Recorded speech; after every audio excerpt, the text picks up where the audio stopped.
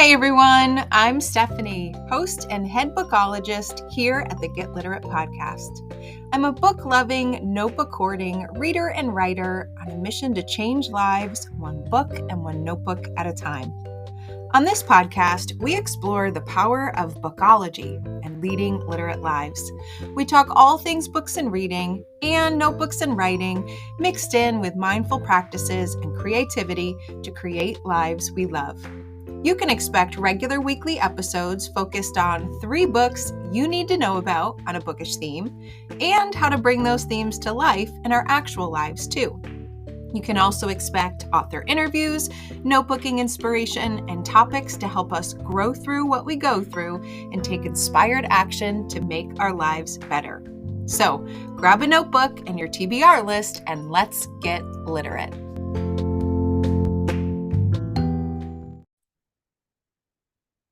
Hey everyone, welcome back to another episode of the Get Literate podcast. Today it's time for our monthly bonus episode, the episode where I talk all about my monthly literate love.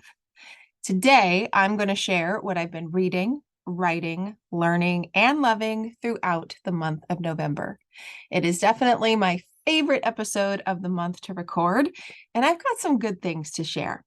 So this month, my one-word theme that I wanted to embrace was abundance. The idea that we have everything we need already right here, right now, to bring more good things into our lives. I've been reading books and listening to podcasts and really trying to understand this idea that the better you feel, the more you'll receive. And the more you'll receive, the better you'll feel. And I don't mean receive things like tangible things or money. While those are always nice too. I mean just receiving goodness in your life and cultivating an aspect of your life that you want to grow. It's easier to grow it if you think good things about that area, no matter what that area is like at the moment, rather than lamenting of how that area is not going well. It's a huge mindset shift. It's a huge perspective shift. And it's one that I haven't found to be very easy, but one that I have definitely found to be beneficial. So if that sounds like something you need, you might want to hop into the Patreon community and take a look at my bibliotherapy book calendar on abundance and browse some of the posts there, some of the bonus episodes there that are all about cultivating abundance in your own life. So you might see a theme in some of these areas today because I was focusing so much on abundance. But honestly, there's just some other random things thrown in there that I was lucky enough to get to learn about or experience that I'm going to talk to you about today. So let's get to it. What have I been reading?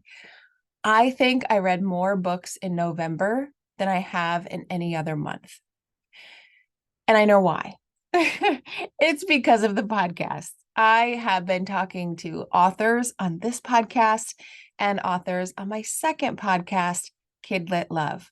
I talked this week to 4 children's literature authors alone, which means I read 4 books so that I was caught up on their books in order to have the interviews. So there are a lot of books that I don't want to talk about today because they will be on either the Get Literate podcast or the Kid Lit Love podcast. But there are 3 that I wanted to point out and talk a little bit about. The first one was my Get Literate book club recommendation for the month called Thanks 1,000, A Gratitude Journey. So a big aspect of abundance is being grateful for what you currently have so that you can shift your attitude and receive more of it, right? Being grateful for good things leads to you noticing more good things. And Thanks 1,000, A Gratitude Journey by A.J. Jacobs had such an interesting premise behind it. He pretty much woke up one day. Well, I wouldn't say woke up. He had been trying to cultivate more gratitude in his life, but he did wake up one day with an idea as he drank his morning cup of coffee. He wanted to figure out how to thank every person that was involved in creating his coffee as a way to be more grateful for that very natural thing that many of us take for granted in the morning, our daily caffeine fix. So he went and said thank you to the baristas, to the coffee tasters, to the cup designers, the lid designer, the little cardboard sleeve that keeps your hand from getting too hot, to the farmers and the coffee bean growers, to the shippers, to the specialty people, like the chemists that make sure the beans are roasting to perfection, right? All of those people, he pretty much went backwards from his first sip and literally getting the cup in his hands to thanking as many people as he could. Some of those people he thanked in person, like the barista or some of the coffee growers, because as a result of this project, as a result of saying thank you and appreciating all of these people in person through email and telephone calls, he got opportunities. And he started to see other ways that he could thank other people and enrich his own life. So if you're thinking abundance, that is pretty much abundance in action. As he says thank you, as he appreciates what he has in the moment, he's opened up to these new ideas that make him even more grateful and more appreciative and more connected to the people that he talks to. He ends the book by talking about this idea of a gratitude trail, right? He took the trail of his morning cup of coffee and he wanted to thank everyone who was involved in it. And it made me think, what would my gratitude trail be? What would your gratitude trail be? What is something in your life that you love, that you consume on a daily basis, but you might take for granted, that you might be able to do a fun, deep dive like this? Is it your morning cup of coffee? Is it your tea? Is it your favorite breakfast food?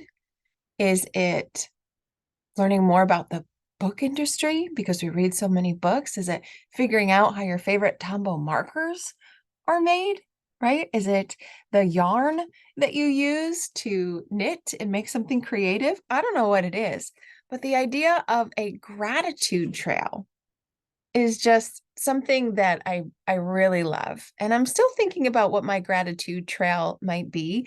I can think of a lot of little ones, a lot of things that I take for granted every day that I could do a better job of thanking people for. But it would be so much fun to dive deep into a gratitude trail project like this one. It reminded me of Peggy Orenstein's book. Oh goodness, the title has just escaped me. Unraveling, where she took a deep dive into figuring out where her yarn came from and the whole hobby behind knitting. It also reminds me of This Is Not a Book About Benedict Cumberbatch, which was another deep dive into passion projects, right? So I don't know, this idea of a gratitude trail, it's got me thinking, and I would love for you to share your comments in the show notes or in the voice message that you can leave on your favorite podcast platform to let me know what your gratitude trail might be and what you think one might be for me. And yes, of course, I am thinking about one that involves books and publishers and getting to know all of those things, because that would definitely make me happy.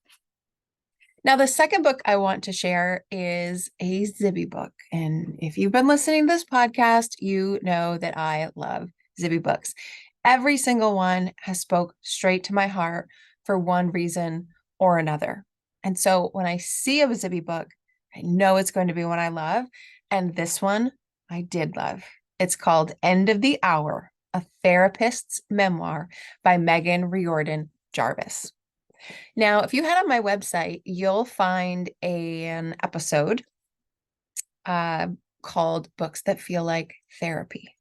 Right? Books that when you read them, feel like they're speaking right to you in a very therapeutic way, whether it's because they're a therapist in the book, that it's written by a therapist, or the character is going through therapy.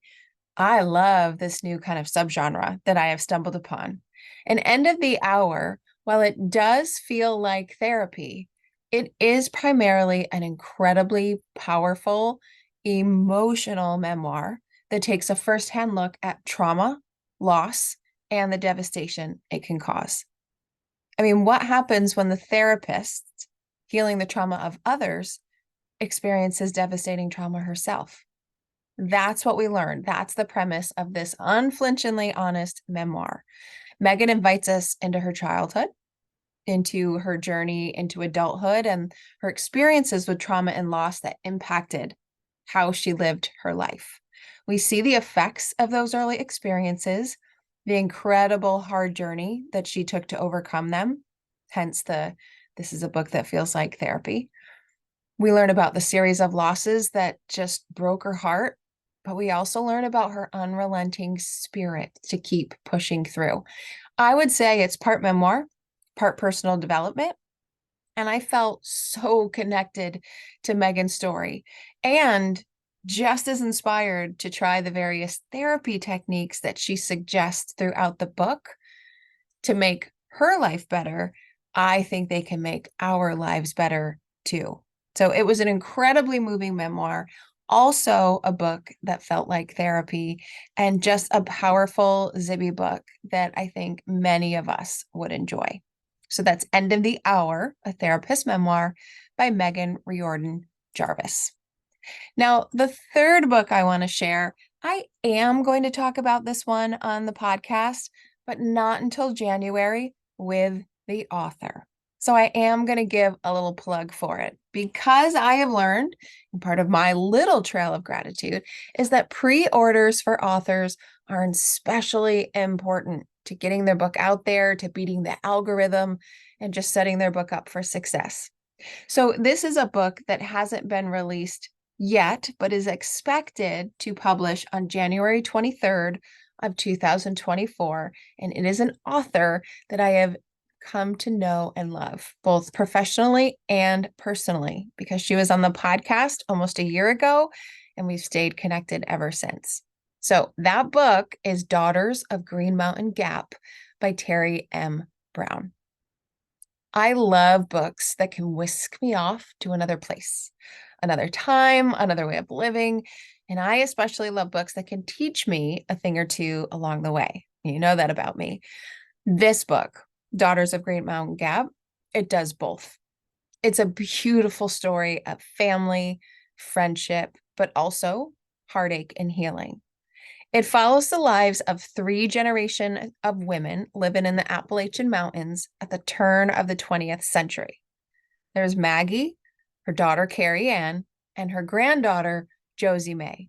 Now, all 3 of them are called to heal others, but they do so in very different ways. Maggie is a granny woman who believes in the power of Cherokee traditions and nature to heal what ails us. And her daughter believes that modern science and medicine alone holds the key to health. And Josie May, she's caught in the middle, trying to decide what she believes as the women she loves the most disagree. But this book goes much deeper than just a clash of beliefs among mothers and daughters, although that is a fascinating enough topic on its own. It explores themes such as racism, loss, fear, and a lifelong love of learning too. It captures the reader from the very start, and it invites them to explore their own beliefs, their own relationships, and their own understandings about life, and perhaps the connections with their mothers and daughters as well.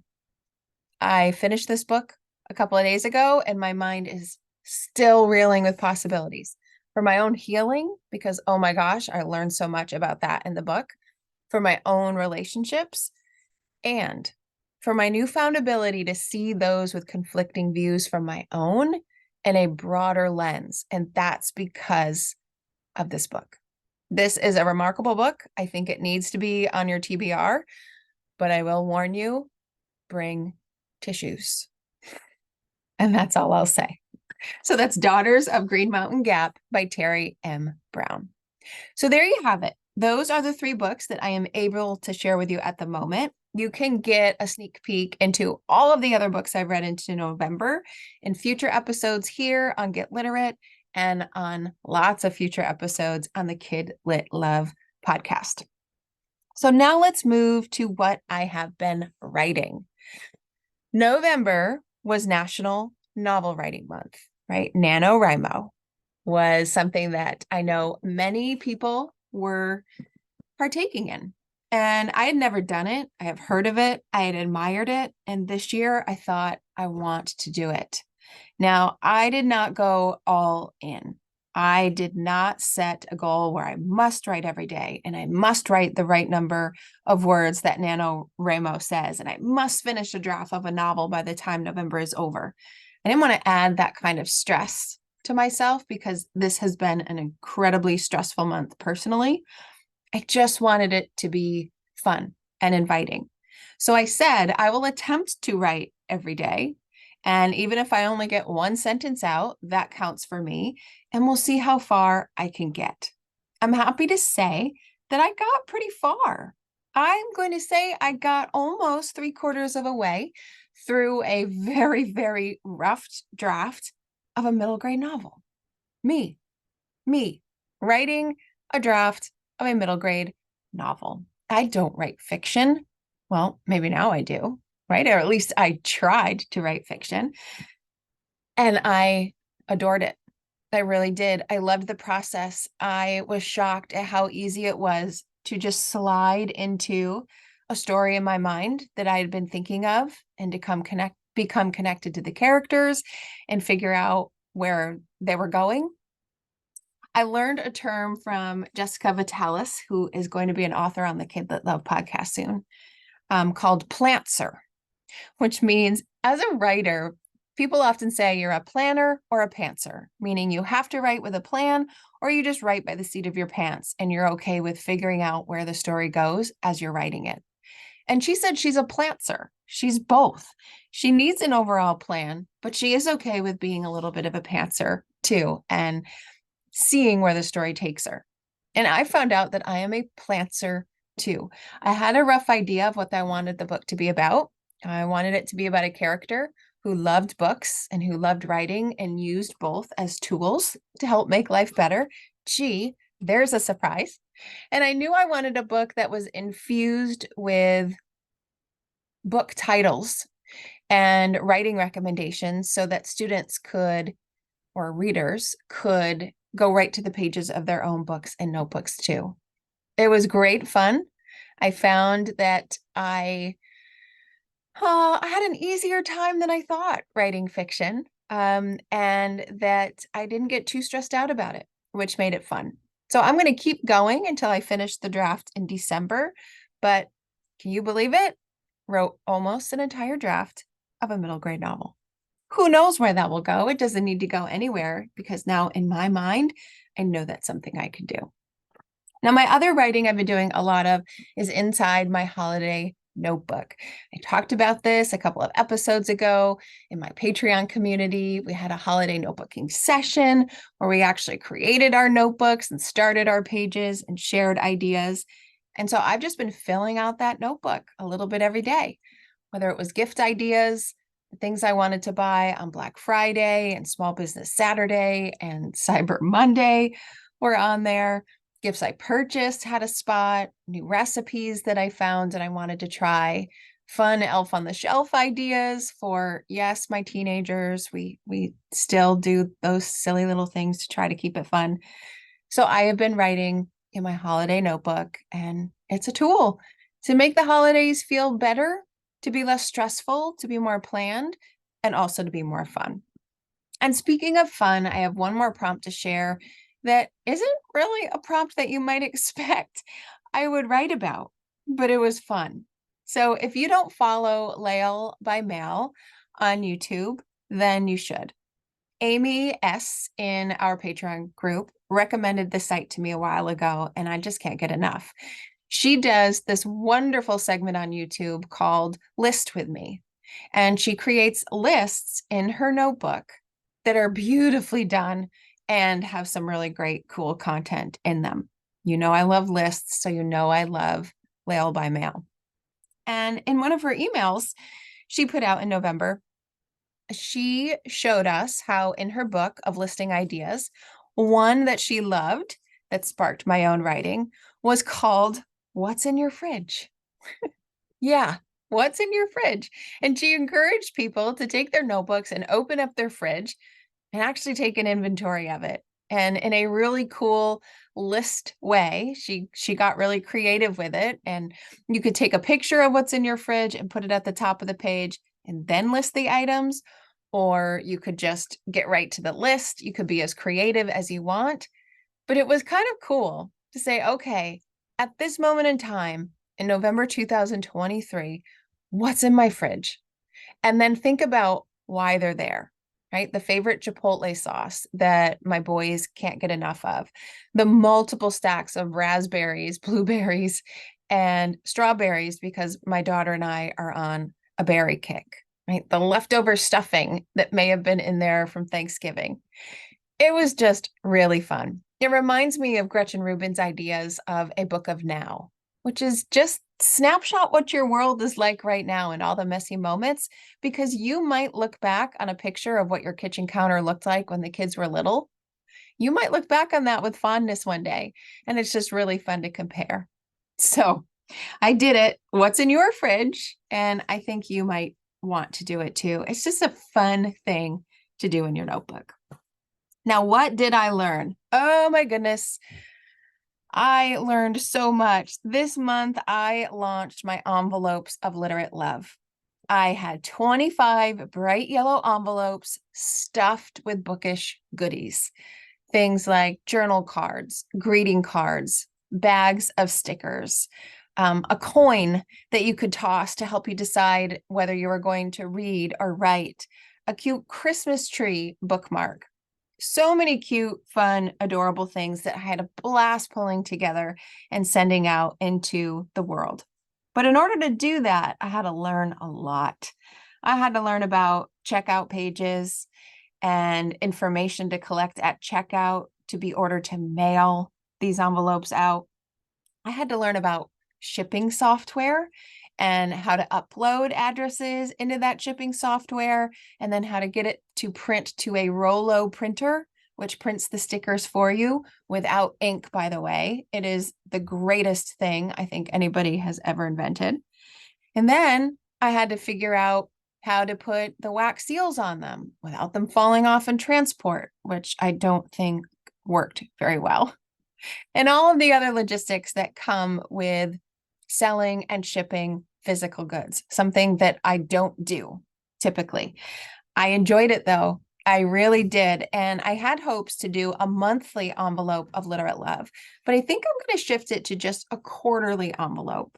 And so that envelope can be filled with lots of bookish and notebookish goodies, but also correlate to a seasonal time of the year to help bring some fun and inspiration to your reading and writing life. Now, the envelope sold out in this month, but I will open up the next quarter's rounds pretty soon. So if you're not on my email list already and you want to know more about these envelopes, just head to elitlife.com. Click on the Get Literate podcast icon, and you'll be able to add your email in to get updates. But beyond that very big learning curve, there are two other things that I want to share that were important to my own learning this month. The first was the idea of an anchor feeling. So on the podcast recently, I talked to Anna K. Morris, who is a mindset coach who uses journaling to help create a life she loves. She also uses journaling and those mindset techniques to create a holiday she loves. And she's been sharing that knowledge and those skills with others as part of her course, Take Back the Holidays. In our first session of Take Back the Holidays, she talked about anchor feelings, the kinds of feelings that you want to ground yourself with over the holidays. Now, it's the holidays right now, so it's an anchor feeling for the holiday, but it could be an anchor feeling for each month, kind of like we have here in the podcast, or just an anchor feeling for whatever season of life you're in.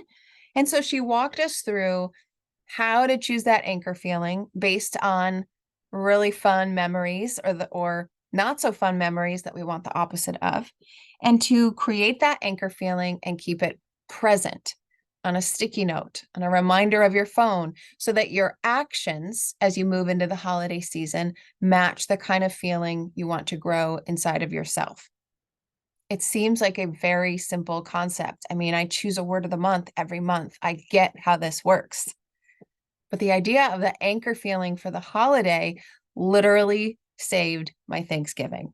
Thanksgiving did not go as planned, and holding on to this anchor feeling helped me to act in ways that made it the best it could be, rather than kind of railing back against change in plans and being incredibly miserable. I tried to hold on to my anchor feeling of calm, and it worked. And it's now a trick, a hack, a technique, or whatever you want to call it, that I am going to call on often. What is my anchor feeling? And I'm going to have anchor feelings for the holidays. I'm going to lean in more to the anchor feelings each month, and even just each season of life. You might like to try the anchor feeling idea over the holidays, and I don't think it's too late, where you still might be able to get into Anna's course, Take Back the Holidays, or sign up for her journaling course that is going to launch in January. I'll include links to that in the show notes. And then finally, the third thing I wanted to share was the glucose goddess. You know, I'm on a health journey. You know, I'm trying to learn as much as I can so that I can feel as good as I can. And I know many of you are doing exactly the same. And for a lot of us, that means balancing blood sugar, balancing hormones, balancing stress. It's that elusive balance term. But in my quest to learn more about blood sugar, I found the glucose goddess, first through Marie Forleo, and then through every other podcast and book I could get my hands on. This book has taught me the most about how your glucose impacts everything: your mental health, your physical health, the way you feel on a day-to-day basis. And it gave really important but simple hacks to help keep your blood sugar balanced. Like, your breakfast shouldn't be a sweet one. It should be a savory one to set the tone for your blood sugar all day.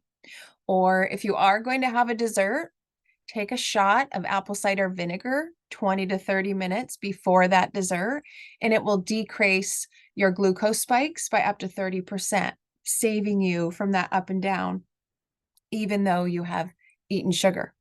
And also, there's a particular order that we could eat our food in: protein versus starches versus fruits versus fiber. And if we eat our food in a particular order, we can help our blood sugar remain level. And keeping our blood sugar level helps us be all sorts of healthier, including how much inflammation is in the body. It's fascinating stuff. The science behind it was fascinating, and the recommendations were really easy and intuitive to follow. So, Glucose Goddess, find her online, find her books, find her podcasts.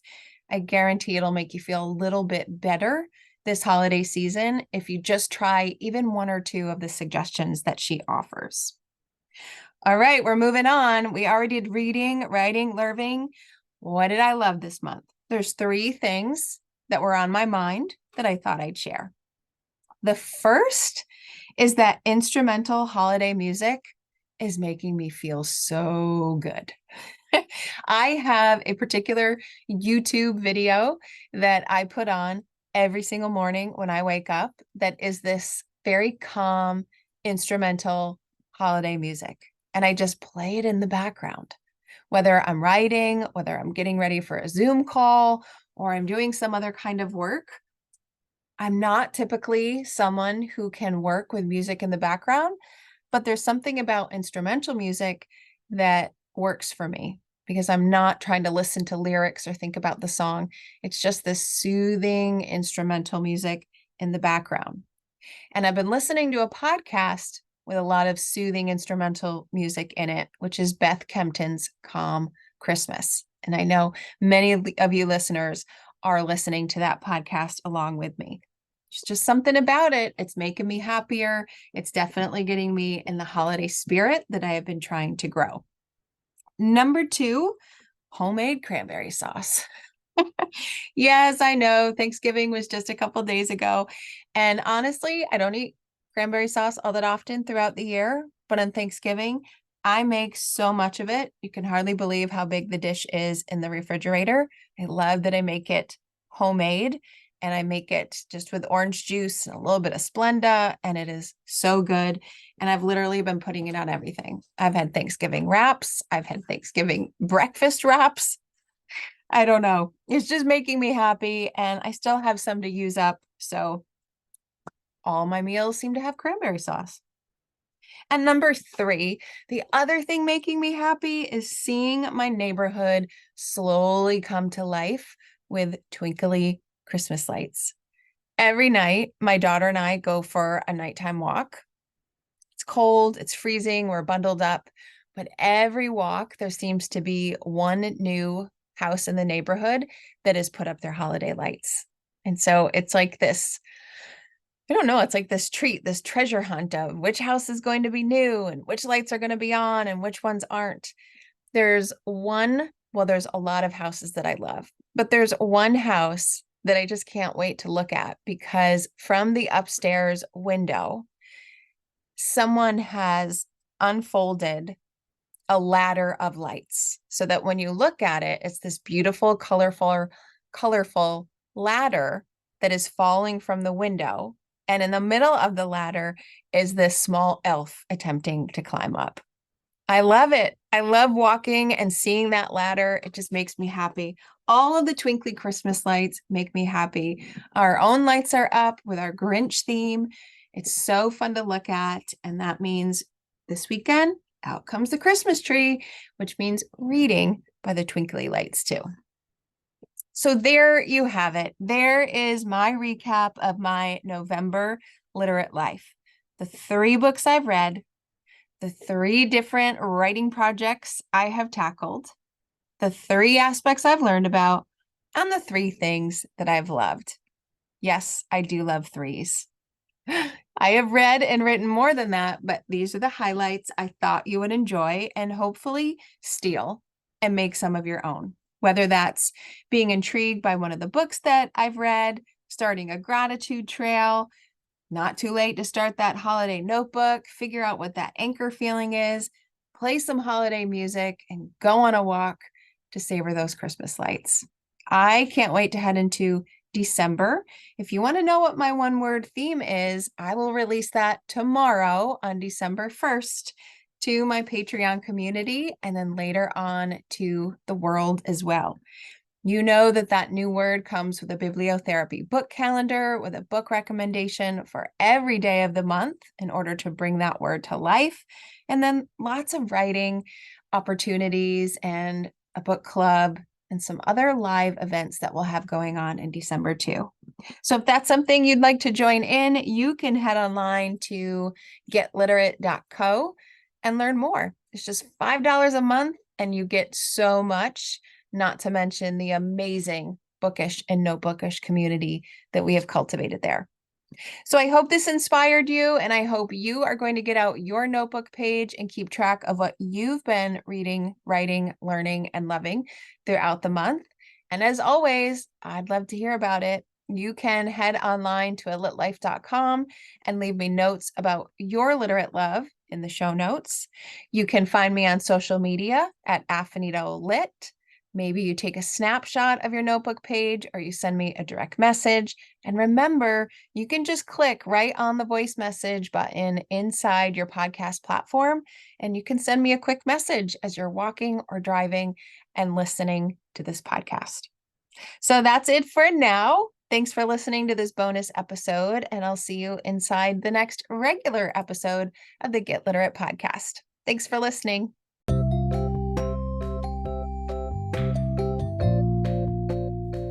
Thanks for listening to today's episode of the Get Literate podcast. You'll find links to all the books, resources, and ideas mentioned in the show notes and at alitlife.com. Plus, if you want more, you might like to join my Patreon community. There, you'll find additional inspiration for your reading and writing life, like bonus podcast episodes, bibliotherapy book calendars, monthly book clubs, notebooking challenges, live events, giveaways, and much, much more. It's only $5 a month, and you get instant access to all of the previous content too. You can learn more at getliterate.co. And one more thing. If you love what you listened to today, please take a moment to rate and review the podcast or take a screenshot of the episode and text it to a friend. This helps the podcast grow and builds our bookish and notebookish community too. Thanks for listening.